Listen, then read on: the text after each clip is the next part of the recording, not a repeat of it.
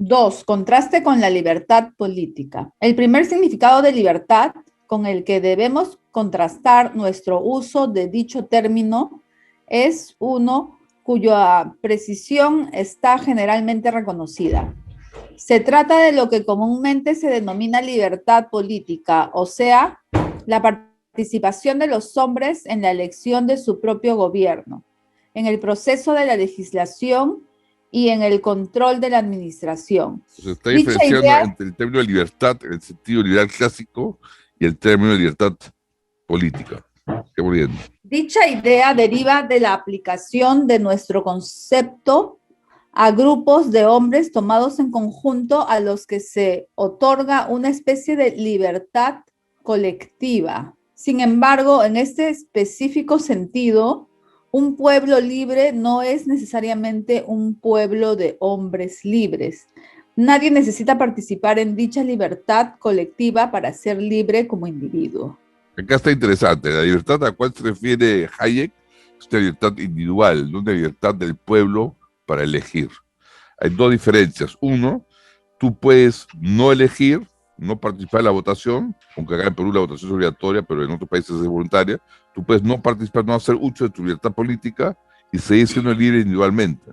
Y por otro lado, puede ser que el pueblo haga uso de su libertad política y elija a un Hitler, como ocurrió, y todos pierden la libertad individual. O sea, esa es la diferencia entre libertad política y libertad individual. La libertad política no necesariamente garantiza la libertad individual, porque puede llevar a un Hitler, a un dictador, a elegir un dictador, y el no ejercer la libertad política no implica perder la libertad individual. Sigamos leyendo. Difícilmente puede sostenerse que los habitantes del Distrito de Columbia o los extranjeros residentes en los Estados Unidos o las personas demasiado jóvenes para ejercer el derecho de voto no disfrutan de completa libertad personal porque no participan de la libertad política. Sería también absurdo argumentar que los jóvenes que inician su vida activa son libres porque han prestado su consentimiento al orden social dentro del cual nacieron.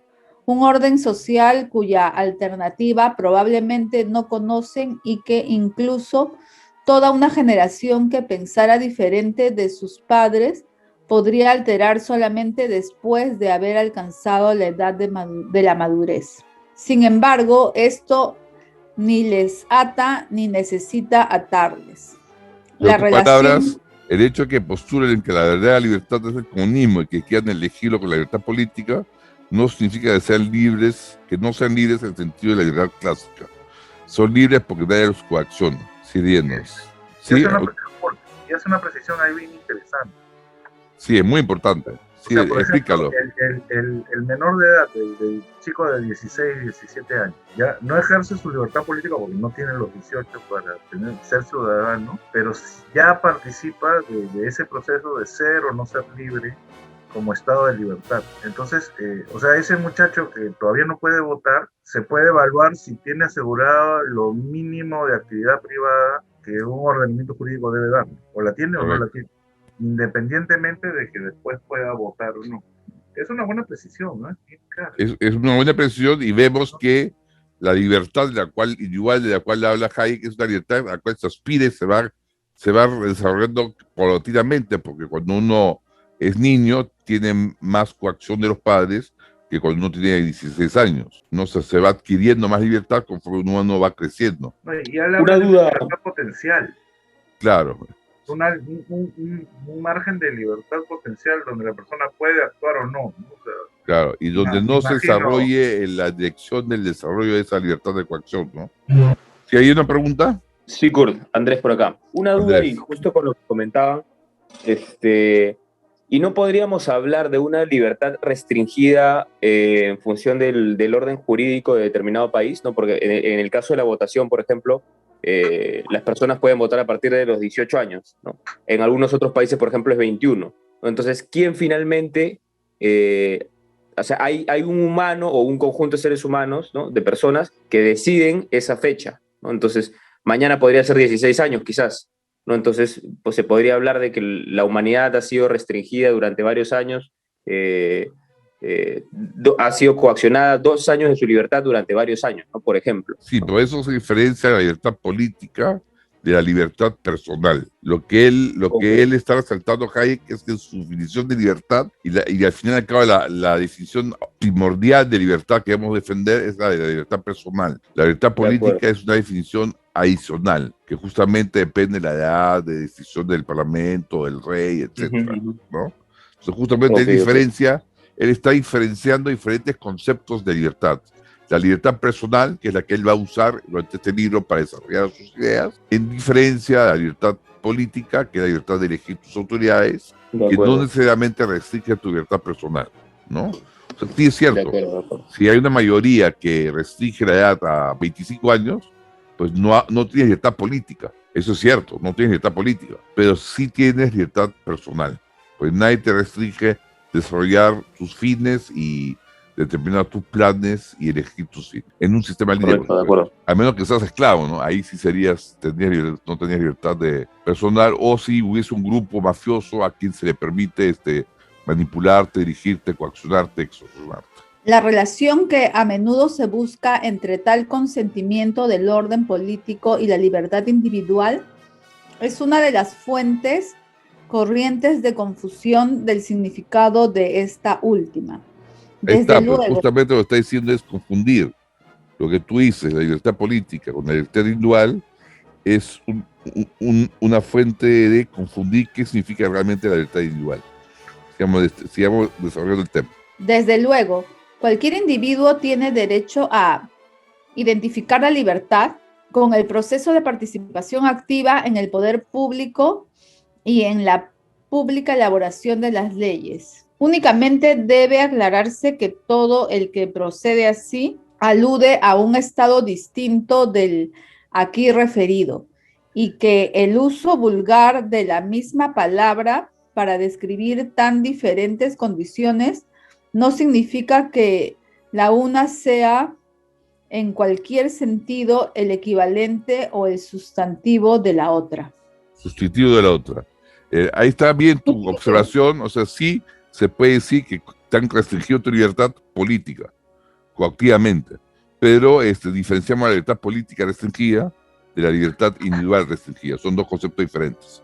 Y eso es lo que él trata de aclarar, que son dos conceptos que se deben distinguir para poder pensar claramente y poder sacar las consecuencias lógicas de la libertad claramente. Si no distinguimos esos dos tipos de libertad, sacaremos consecuencias equivocadas. El peligro de confusión radica en que se atiende a oscurecer el hecho de que una persona por sí pueda consentir su esclavitud y de esta forma admitir su renuncia a la libertad en el sentido originario de la misma. Sería difícil mantener que un hombre que voluntaria pero irrevocablemente hubiera vendido sus servicios por un largo periodo de años a una organización militar tal como la Legión extranjera, en virtud de tal acto, continuase libre en el sentido que nosotros damos a la libertad, o que un jesuita que viviendo para los ideales del fundador de su orden se considerase a sí mismo como un cadáver sin inteligencia ni voluntad, pudiera también ser descrito como libre. Acá está haciendo justamente la diferencia. Si no diferenciamos entre la libertad política, que sí la tiene el jesuita, que sí la tiene el militar de la Legión extranjera, no podemos diferenciar que alguien que vende sus servicios se compromete a dejarse dirigir, o alguien que se compromete a no tener voluntad frente a su jefe de la orden, en cierta manera pierde la libertad individual. Quizá el hecho de haber visto a millones de seres votar su completa subordinación a un tirano haya hecho comprender a nuestra generación que la elección del propio gobierno no asegura necesariamente la libertad. Está lo que está diciendo, la libertad política de elegir no asegura tu libertad interior, por eso no se debe confundir la libertad individual con la libertad política, porque tú con tu libertad política puedes elegir un tirano o un jefe de la orden jesuita o un jefe militar el cual te somete coactivamente, o sea, con el cual pierdes la libertad en sentido individual. Sigamos leyendo. Por añadidura, parecería obtuso discutir el valor de la libertad si cualquier régimen aprobado por el pueblo fuera por definición un régimen de libertad. Esto también es muy importante. Eso significa que no cualquier régimen elegido democráticamente es un régimen libre, como lo que dice Venezuela. Venezuela dice, nosotros somos libres porque hemos sido elegidos. No,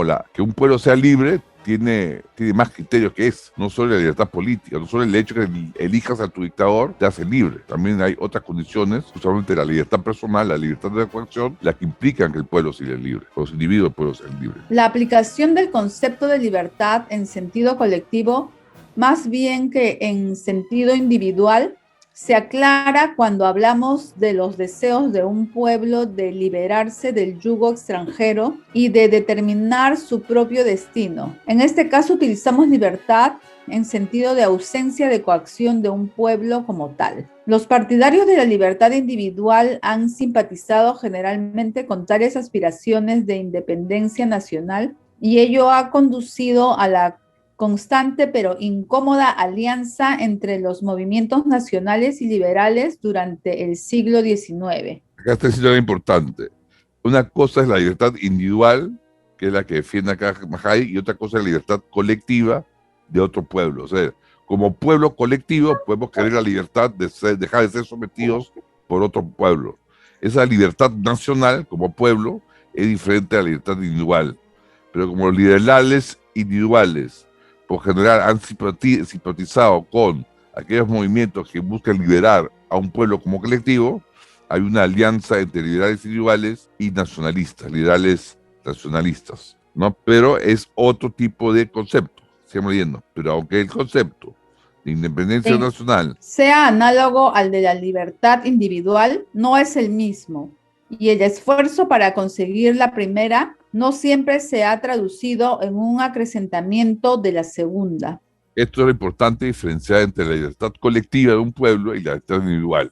No siempre el alcanzar la libertad colectiva de un pueblo, el dejar de ser esclavos de otro pueblo, lleva a la libertad individual. Algunos creen que es un proceso automático. Bueno, hemos visto mucho en la historia en que un pueblo se ha liberado del yugo de un pueblo extranjero, pues el pueblo mismo, los individuos del pueblo mismo han quedado coaccionados, han quedado sin libertad individual. A veces tal esfuerzo ha llevado a un pueblo a preferir el déspota de su propia raza al liberal de la mayoría extranjera, y a menudo ha facilitado el pretexto para despiadadas restricciones de la libertad individual de los miembros de las minorías. Incluso aunque el deseo de libertad del individuo y el deseo de libertad del grupo al cual pertenece descansen a menudo en emociones y sentimientos iguales, es todavía necesario mantener los dos conceptos claramente diferenciados.